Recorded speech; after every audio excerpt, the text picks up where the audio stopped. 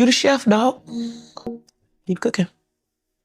Yeah, I'm getting ready to make me some dinner. I'm gonna make this gumbo right here. But I wanted to talk to you guys about over the last couple of days. I've been just super busy. I haven't been able to drop a lot of content. Been super busy out driving. I did a concert.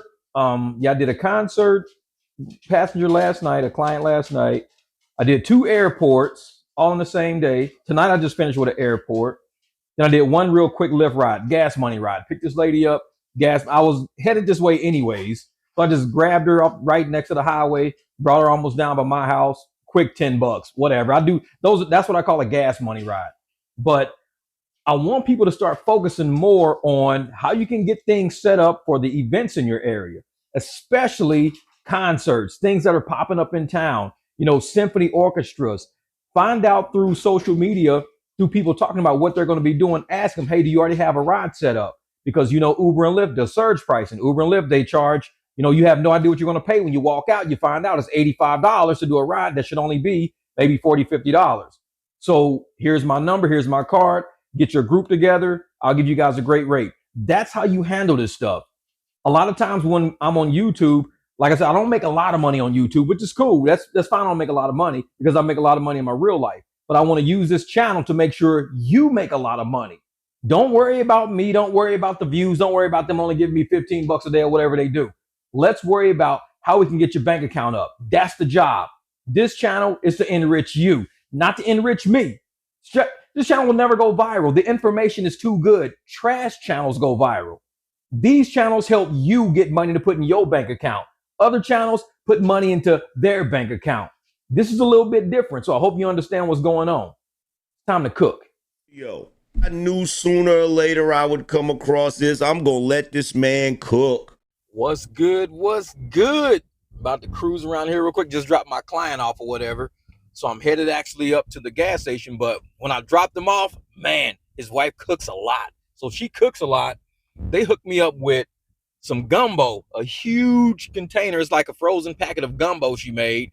And then I got some sausage bread. I think they call it sausage bread. And then I got some pumpkin cheesecake, huge slice of pumpkin cheesecake. And, he flies first class. So he was flying first class and he hooked me up with a ton of these little bottles.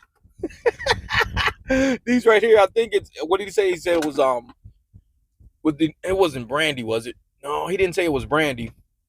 It's something. It's whiskey and, I can't think of the name of it. Dang it.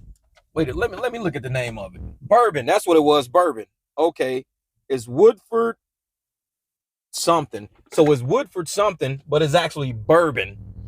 And the flight attendants, because he flies first class and everything, hooked him up with a ton of bourbon. He was like, hey, you drink bourbon? I was like, yeah, I could drink some bourbon. He was like, oh, I got tons of bottles for you. They hooked me up with a handful of them. So he gave me like 4 or 5 of those, and he took like about 10 of them. He says, man, they hooked me up with tons of them. And then when I got to his house, because, his wife was cooking, they hooked me up with all the food and everything. So I got all of this in the car. Man, I'm talking about this sausage bread stuff right here. This is huge. It's sausage bread. So it's a huge loaf of bread, but there's sausage all infused in it. So you cut it in slices, you put it in the oven, and while you're making eggs or something like that, he said, just make some eggs or whatever, this and that. And by the time you're done, it'll be ready to take out of the oven and you can eat it. I'm like, man, hey, let's do it. I love it, man. I love it. I love home cooked food. And I don't eat food like this because I don't cook food like this. And I don't go to restaurants, so I can't afford food like this. So for somebody to give it to me, in addition to paying me to take them home, I'm like, dude, this is the best of both worlds, man. It's like, I really appreciate it.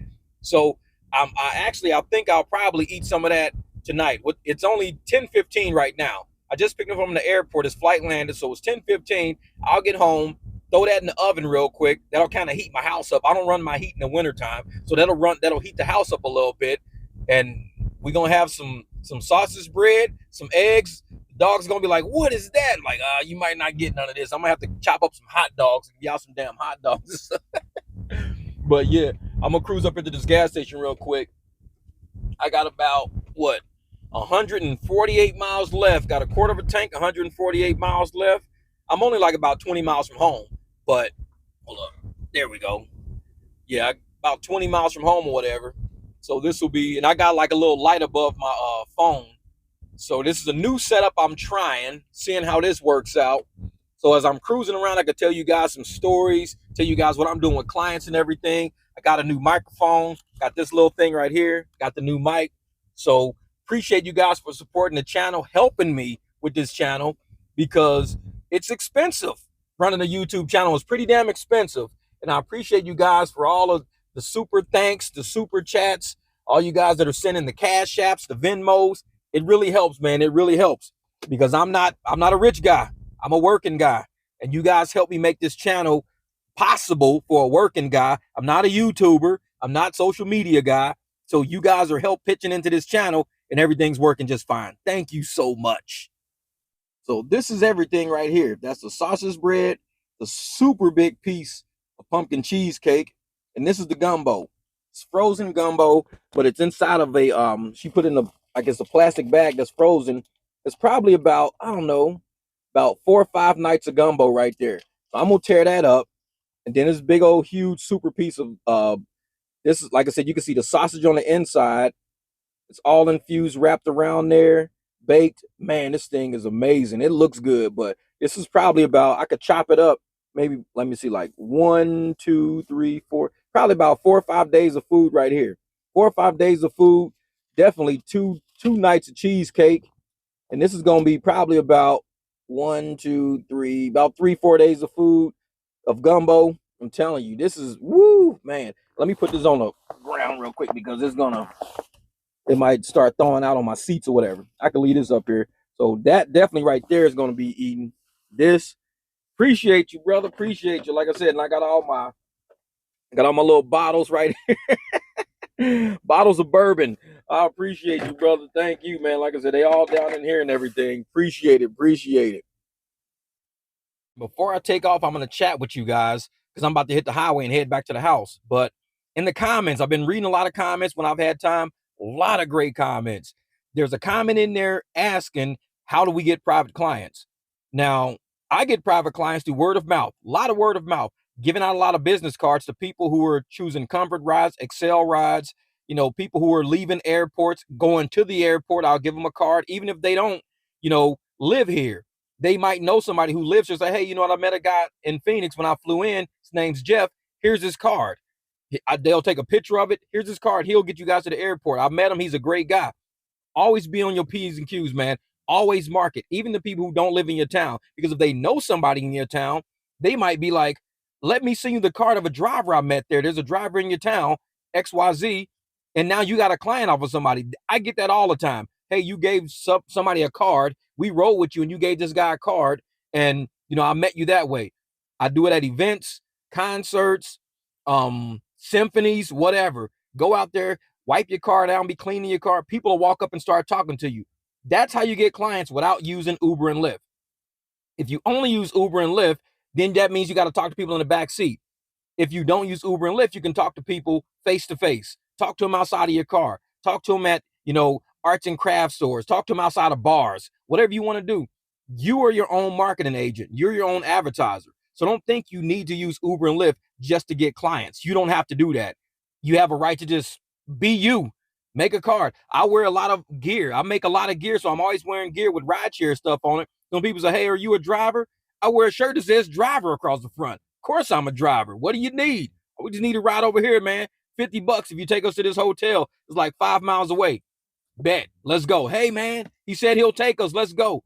That's how you get rides without Uber and Lyft. Now, I had another comment asking, how do I price my rides? Now, I price my rides based on different things. I mean, it could be an event. An event price might be different than normal average everyday price.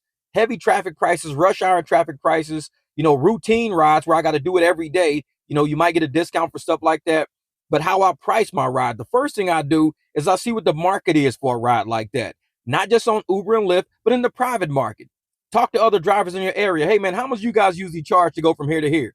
Oh, man, I charge, 35. Oh, I charge 60. So now you got between 35 and $60, depending on if you're going to use a car, SUV, whatever you're going to use. I use both.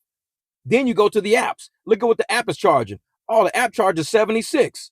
So this dude that's charging 65 is closer. The person paying 35, I might as well just do it on the app. I mean, the app's going to give you $35. So why am I going to do it for the same price the app is going to give me? That's not the point of doing private rides. The point of doing private rides is to get more than what the apps are paying you and charge the person less potentially. The ride I did tonight pays exactly what the app charges. The app charges him 85. He pays me 85. Then he puts a tip on it. So I could charge him 75. I could charge him 50, 60, whatever. If I did it on the app would probably pay me 40, 50. That's it. So why would I charge him 40 or 50? The app's going to give me that anyway, so just leave it on the app. You got to do private rides because it has to pay you more. It gives you a higher profit margin. You're doing it on your own as far as like building up your own insurance, your own client base, your own marketing, your own advertising. So when I price my rides, I look at things like that. Who's going to eventually pay for this? I am. It means I got to pay for my commercial insurance. I got to pay for the wear and tear on this car. If I keep doing this ride over and over and doing it for 35, 40 bucks, it's not going to work. It's not going to be good for me. So I do it at what the app charges. If I go through the app says 115. I tell somebody 115.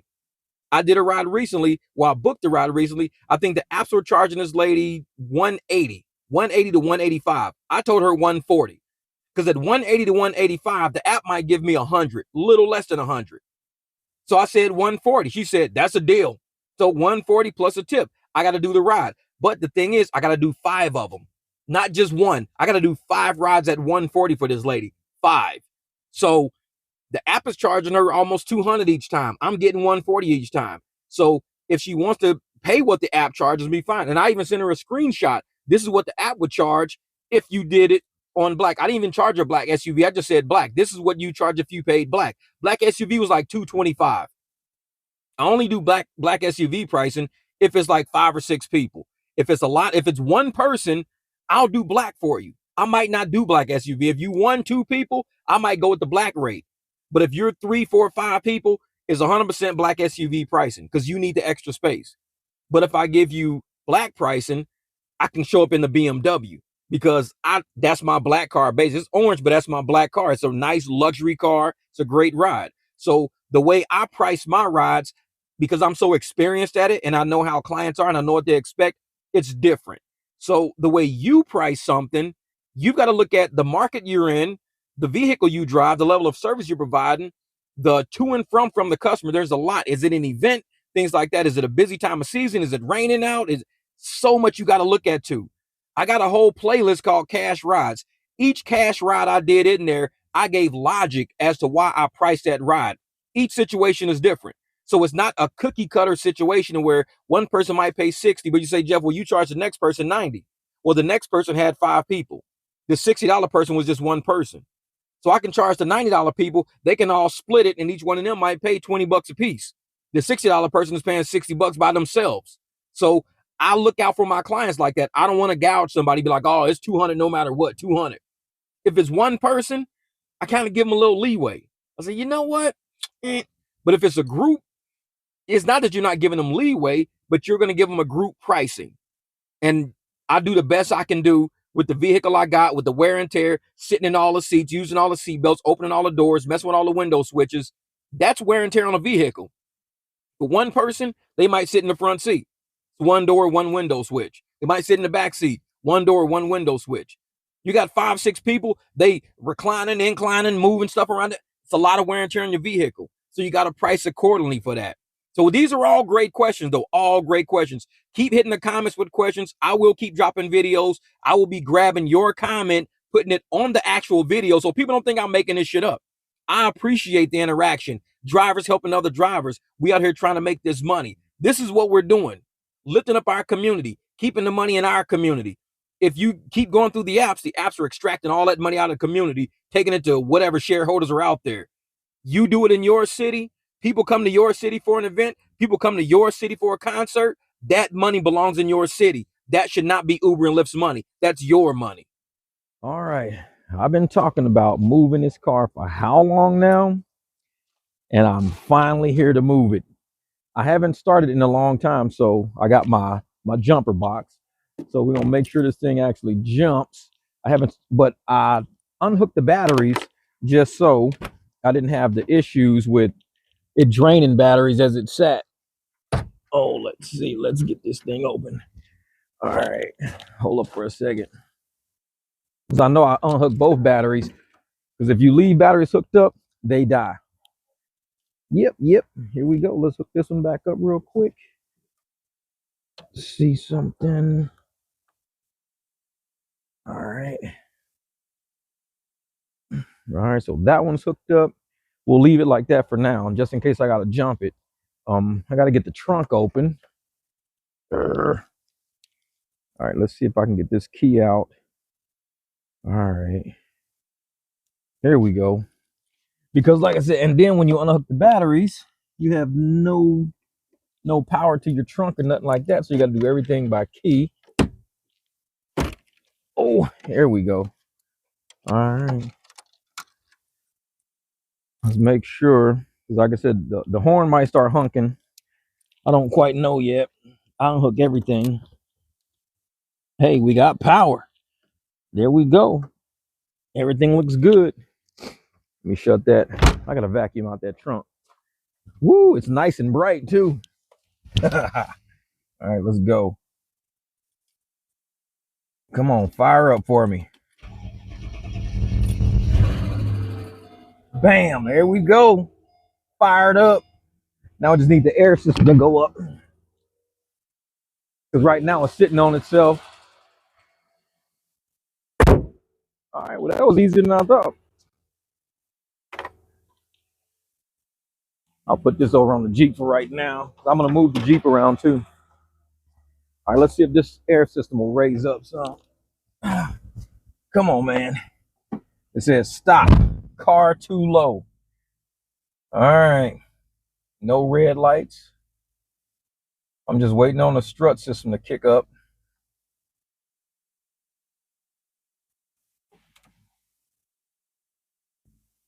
I don't know how to get the windshield wipers to go. Well, here's the headlights.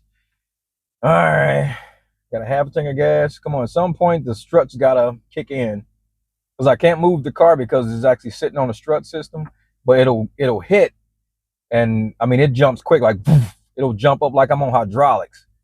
But right now it's just powering everything up. All right, I'm not going to sit in here. It's taking too long. Thing is sitting on the damn ground. But what'll happen is, like this gap right here, it'll jump up so I can actually move these tires. Because right now you can't turn the wheels. With it sitting like the strut's completely down, the back is fine, even though it's hard to do, but you can't turn those wheels. Let me show you real quick. All right, hold up for a second. Let me show you what I'm talking about. See, like, I mean, it's sitting like right on top of the wheel right there. You can't even get up in there. The back is the same way. Like it's sitting almost right on top of the wheel, but the wheels will roll. They just won't turn. So no matter what I do, that's not going to be able to turn. So I'm going to let it sit here, let the system figure out what's going on. And hopefully this thing will jump up. All right. Is it not going to go up? Are you not going to go up? What are you doing, car? Come on. What are you doing? Maybe I got to put it in drive or something. No, I'm not putting this shit in drive. I mean, this is like the original Batmobile, old school. Leather seats are all nice. Man, it's like super clean in here. No rips, tears, nothing like that. It's all sweet. Little baby back seats back there. I mean, I think, yeah, it's got seat belts and everything back here. But, I mean, there's no space. Absolutely no space. You can't sit nobody back there. But it's got the nice, nostalgic, old school look to it and everything. I like it. Got SL. Thing is a really clean car. Really clean. The window's supposed to go up a little bit. But, yeah. It's got smoke coming out the back. This thing ain't been started in a while. I'm surprised it actually started. Hold up for a second. Let's see something real quick. See, this is what it'll say. Let me take this off real quick. It'll say, stop car too low. Because the system, and that's your ABC system right there. So it don't want to go nowhere because the car is sitting too low. So it ESP, everything looks good. But yeah.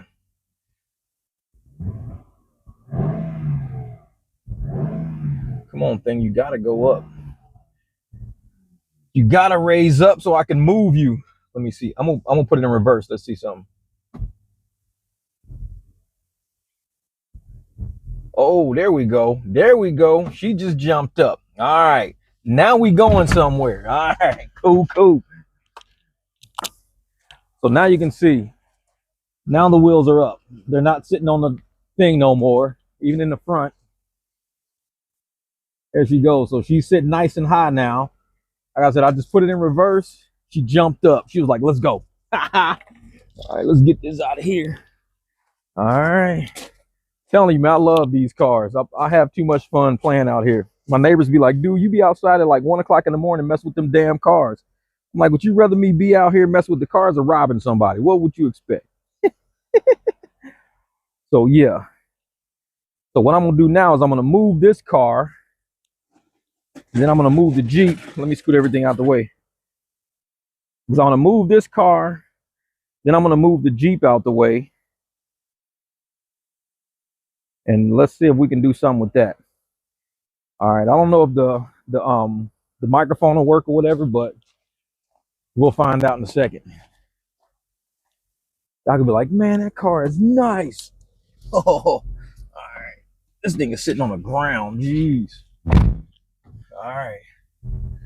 Let's get our butts out of here.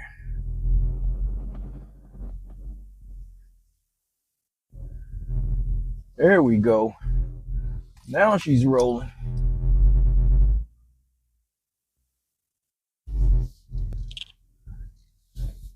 All right.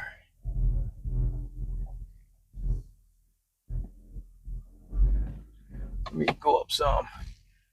I got this car tucked in here pretty good. All right, let's see something real quick. All right, now we can get out. Let's go. Because I had these rocks sitting behind me or whatever, so I couldn't do nothing with that. Everybody's gonna be like, you're moving the car? Yep. Told you I would one day. Everybody thinks the car don't work because I just let it sit there. Does that car run? Like, yeah, it runs. All right. I'm gonna go down the street this way because I gotta get these brakes kind of touched a little bit.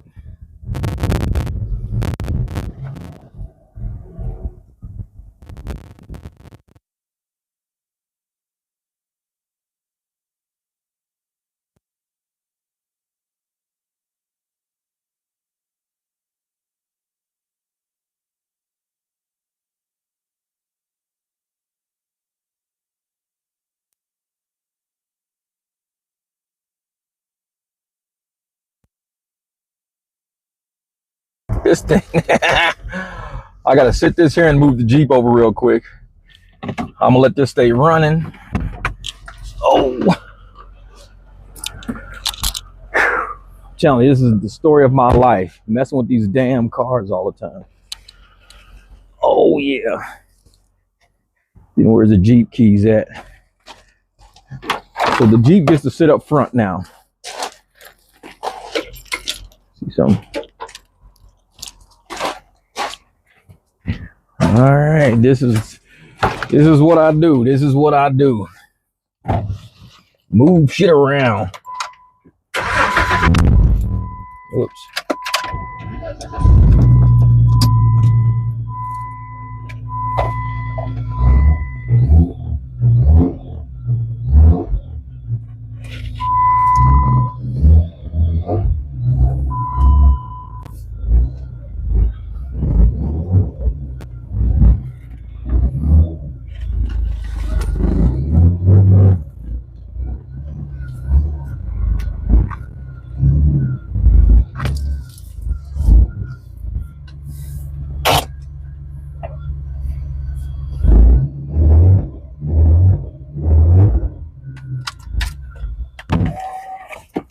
All right, got that big thing out the way.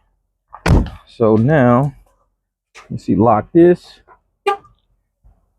Shut the battery down. All right, let's roll. All right, I'm gonna show y'all how this car rolls right here. Hold up. So what I'm gonna do is I'm gonna sit this right here and I'm gonna come flying down the street. Hold up for a second. But not really flying down the street, but you know how it's gonna be. Let's see something.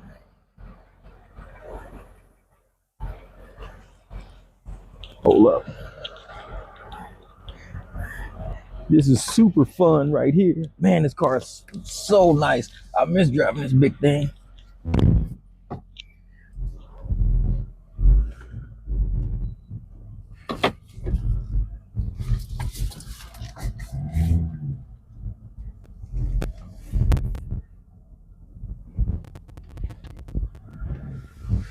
All right, here we go. Here we go. Let's get ready to go. Like I said, this is the fun car right here. This is the little, I call this the original Batmobile. This little race car be going.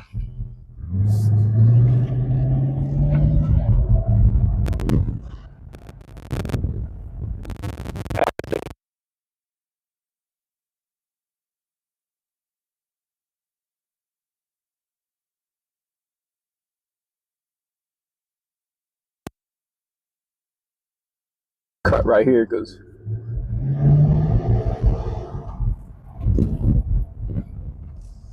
this thing will stop on a dime too. Man, this thing is super fast. All right, this is taking off. Like if you want to take off, you just want to punch this car. Like I said, it's a V8. Thing is super fast.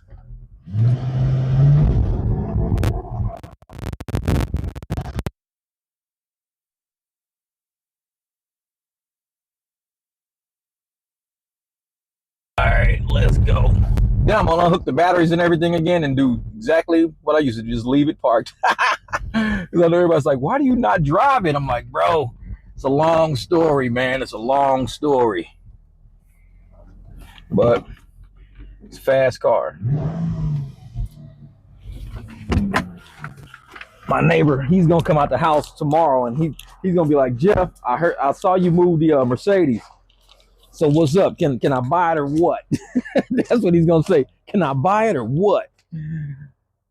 All right, so everything's moved around. Got the Jeep sitting where the Jeep should be. The big Jeep sits there. Got the Benz in the back, the Beamer, the big work truck. Yeah, everybody's happy. But I still gotta order tires for the Cadillac, for the Escalade. So I'll order those tires and everything will be good. But this is what when it sits up nice and pumped up. I mean, this car looks nice. Like I said, it's the original Batmobile. I love this car, man. It's old as hell, but man, it is a really nice car. And a lot of people, they don't get like it's convertible, a hard top convertible. Thing is super fast, big V8, drinks a lot of gas, more gas than a Jeep. And that's my little 4-cylinder right there. The little 4-cylinder, it does what it do. Let me move this out the way real quick.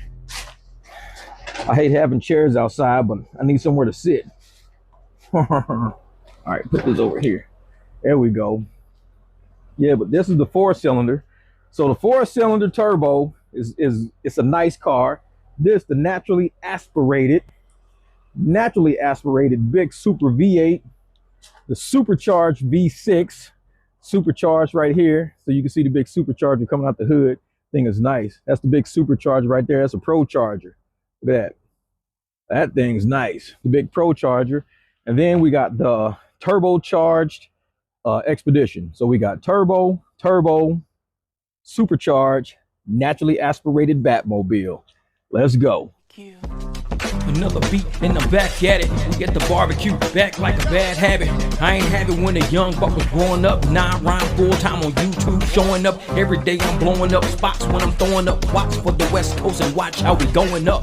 Y'all see it, P and Marcus Murray drop a hot track, so you know I gotta hurry. I ain't gotta worry, cause he always be on time with it. We about to get it, turn back your fitted, get a cup, sit it in the front. It's the barbecue. Welcome to my channel, it'll always be a part of you. This is what my ought to do. Constitution articles sticking to your ribs like bolts covered in barnacles. Success moving in silence, and I ain't gotta rap about violence. Playing with me. The OG, and know y'all been waiting on it. I'm old school, always had some datings on it. 100%, never had no flaking on it. Passing game, always put that patent on it. No shade, 5-star rating on it. Laying back on the beat, no breaking on it. I'm at peace with the street, no hating on it. Making deals worth a meal, then we shaking on it. Welcome to the barbecue. It'll always be a part of you. Welcome to the barbecue. Go on and grab a plate or two.